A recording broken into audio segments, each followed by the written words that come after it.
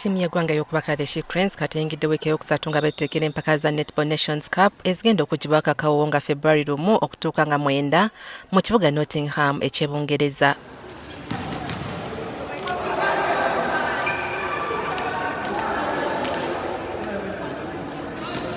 Abazannyi 22 be bayitibwa mu kutendekebwa kuno kyokka ng'essaawa yonna abatendesi basuubirwa okukendeeza ku muwendo guno olwo bafune ttiimu ey'enkomeredde gye bagenda okuzanyisa mu mpaka zino. Abazannyi betwogeddeko nabo batubuulidde nti tebali ku bunkenke. Ekisooka tuli bangi kati kitegeeza training yo yeyina okukola ki yeyina okulondesa kitegeeza tulina okusigala nga tukyakola paka ku fine bwebanalonda ttiimu egenda. But as a player, I think responsibility is just making sure that you're training bulungi every other single day you come around ogezako nowa your very best because ebyo mu training but coaches be basing ako ku selecting other team. Banera batuulidde biki bye beeyongeddeko mu kutendekebwa kuno. Fitness yeyongeddeko across the team.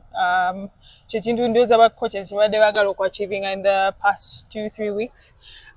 Also, we're trying to get coordinating, which is very important. Mo netball, when we're coordinating, and n'abazannyi bemuzannya nabo, it is as good as nothing. So coordination. Today we got a bunch of formations as well.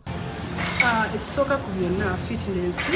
Omanyi fitness egoberera omuzannyo guno gwa netball.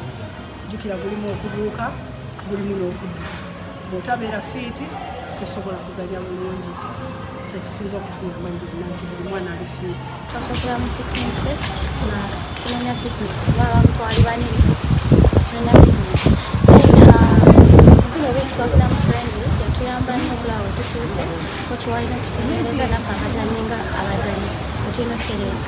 Uganda yakutunkana amawanga omuli Bungereza, South Africa ne Malawi mu mpaka za Netball Nations Cup. Regina Nalujja, NTV Akawungeezi.